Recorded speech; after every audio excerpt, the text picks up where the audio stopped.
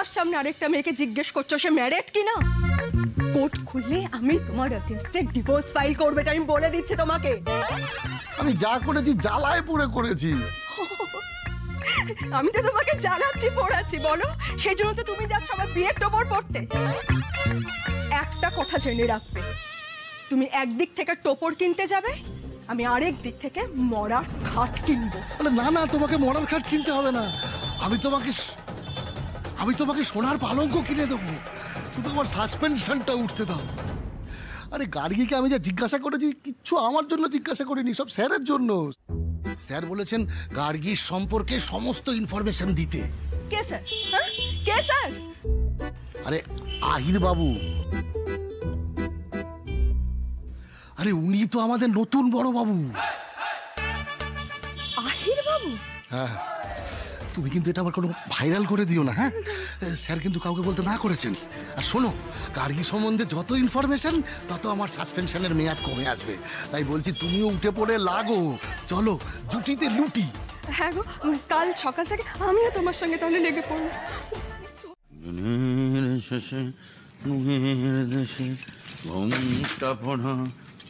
এই যে ব্যাপারটা বুঝতে পেরেছো না? কোন ব্যাপারটা? আহির আর গার্গীর ব্যাপারটা। আহির আর গার্গীর কোন ব্যাপারটা? আহির গার্গীকে মনে ধরেছে। কি বলছো কি তুমি? এসব কি কথা বলছো? হ্যাঁ, আহির গার্গীর প্রেমে পড়েছে।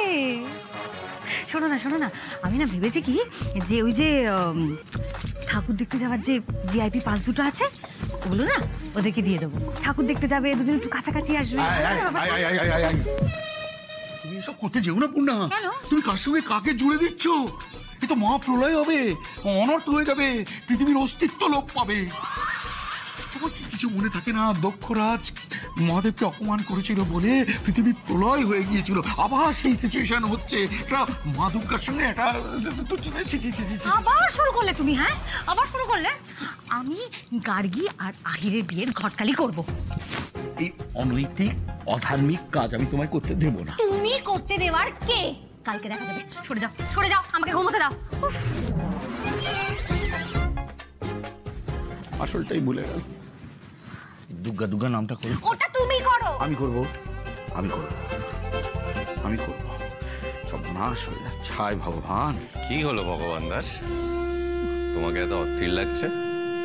প্রভু, তুমি আমাকে শাস্তি দাও, তুমি আমাকে যা খুশি করো, কঠিন শাস্তি দাও, কিন্তু এই পৃথিবীকে ধ্বংসের হাত থেকে বাঁচাও প্রভু।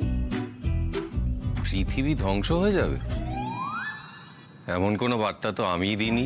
না প্রভু, তুমি দাওনি, আমি তোমাকে দিচ্ছি প্রভু, এই পৃথিবী ধ্বংস হয়ে যাবে। প্রভু ভারী আশ্চর্যের কথা বলছো।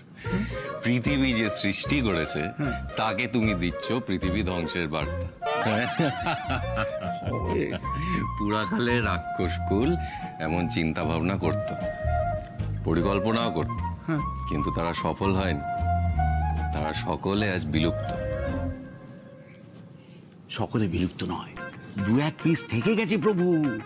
তার মধ্যে রাক্ষস কুলের একজন হচ্ছে আহির মুখার্জি। ও মা দুর্গার সম্মানহানি করতে চায়, আর রাক্ষস কুলের এই আহির মুখার্জিকে সাহায্য করছে মর্তলোকের কিছু বোকা বাসিন্দা। এই এসব উল্টোপাল্টা কথা রটিও না, দেবতারা শুনতে পেলে উপর থেকে শিলাবৃষ্টি করবে। প্রভু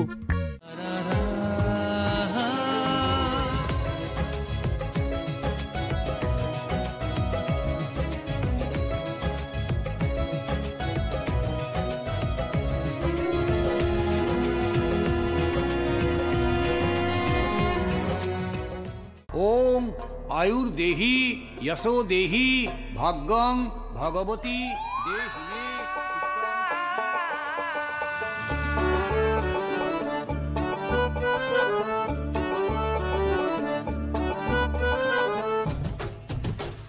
हाय भगवान हाय, हाय भगवान हाय, हाय भगवान हाय, हाय भगवान हाय, हाय भगवान हाय, हाय भगवान हाय।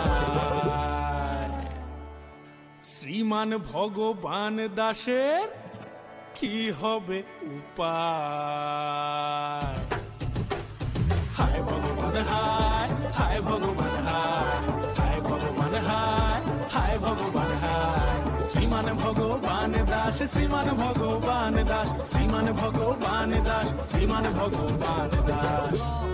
পুষ্পাঞ্জলি সায়ুধ বাহন পরিবারগণ সহিত ভগবত্যই দুর্গাগৈ নমঃ।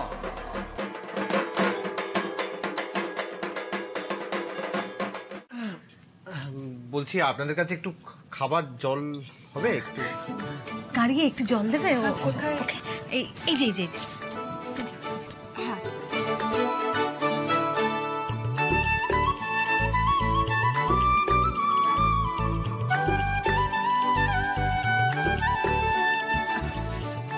Thank you. বলছি আপনাদের কি কোনো হেল্প লাগবে? এই তো সাহায্য করার লোক চলে এসেছে। গার্গী, এইবার তুমি আমাকে বলতে পারো বৌদি এবার তুমি খেতে বসো।